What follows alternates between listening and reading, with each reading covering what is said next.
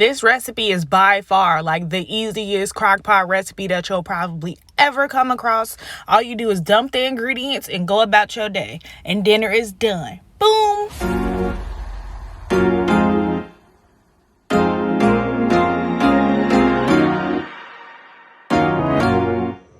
For this recipe, you'll need a pound of meat of your choice. I'm using beef. You could use turkey, a can of diced tomatoes, 2 light red kidney beans, 2 dark red kidney beans, a can of black beans, some green peppers and onions, and some garlic. I'm going to cook my ground beef actually in my crock pot. I'm not using a separate skillet to brown it first. This is all going to be literally all in the crock pot. So first, I'm going to just put my meat in there, mash it down with my spatula, make sure it gets all broken down, put the lid on for about an hour or two. And you can do this earlier on in the day, so just get that prepped. Now I'm going to go back, break up my meat now that it is fully cooked and browned through. I'm going to drain whatever fat, grease off of it, and I'm going to come back to cook ground beef with no extra dirty skillet. I don't really like using store-bought seasoning packets, so I prefer to always make my own spice blend. I am just making up a quick chili seasoning. I have garlic powder, chipotle seasoning, cumin, chili powder, onion powder, chipotle powder, turmeric, cayenne pepper, some salt, pepper, all of the good stuff. I'm putting mostly a good ratio to chili powder and cumin because those are the base flavors, and I'm just going to add in about a tablespoon of all the other seasonings. I added in about 4 tablespoons of chili powder and maybe 2 to 3 of cumin. So this is what you, not tablespoons, teaspoons, a tiny one. I'm sorry, guys. So this is just what you see me doing for the remainder of this clip. I know some people like adding sugar in their chili, but I like savory chili. So now that I have all of my spices measured out, I'm just going to go ahead and mix it. This was just so satisfying. I'm going to add in the last bit of the black pepper.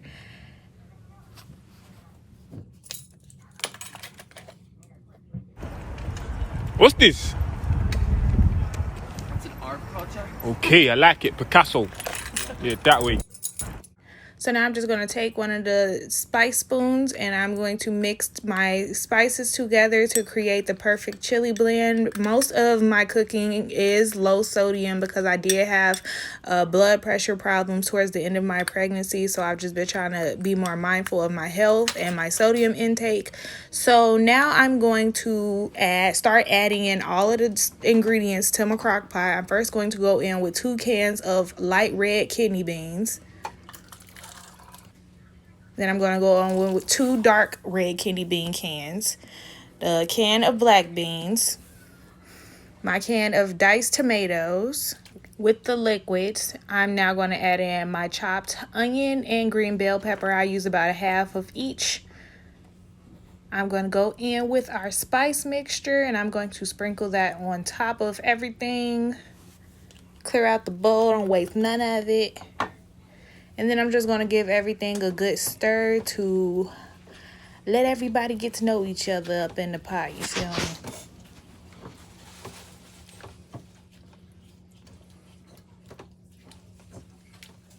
If I were making this on the stovetop, I would add a little bit more liquids into the chili, but this thicker consistency of chili is okay for the crock pot because the liquids don't evaporate out as much as they would if you were cooking it in a pot on the stove. So you'll see what I mean. Once it cooks down a little bit more, it's going to be more juices and liquid in the pot. So now I'm going to add the lid of my crock pot on and I'm going to just let this cook away on high for the next 3 to 4 hours. 3 hours later. And this is what it looks like once we come back to check on it. I told you guys it's going to have a little bit more broth in it. It's simmering and bubbling, as you can see. I'm going to give it a nice good stir so you can see the consistency of it. Of course, all of the elements, the meat was cooked and you pretty much just heating the veggies through and allowing the sauce to kind of thicken and everything to become one cohesive dish. That's just the cook down of chili, period, whether it's in a crock pot or on a stove. So we are pretty much about to be done with this. I'm going to get ready to serve it. Stop what you're doing right now and go in the comment section and tell me how you like to eat your chili. I know some people like to eat their chili with rice. Some people like to eat their chili with spaghetti noodles. Some people like to eat it with cornbread. I've even heard some people say they eat their chili with cinnamon rolls, honey. Yes, cinnamon rolls, like the pastry. So just let me know how you guys like to eat your chili. You're going to see how I like to serve it. First, I'm going to go ahead and put a couple of spoonfuls into my bowl. Fill up my bowl nice and good to where I want it. And then I am about to add on my toppings. Then I'm going to go in with my sprinkled cheese. This is some taco blend shredded cheese. I'm going to go in with some oyster crackers. I use oyster crackers, Ritz crackers, whatever. And I'm going to go in with a dollop of sour cream. And I'm going to sprinkle that with a little bit of cilantro. And now all I need is a spoon, honey, and I am good to go. Now, people in my family eat it differently. If I make chili, Nicholas needs oyster crackers. Like, it's a necessity for him and his bowl of chili.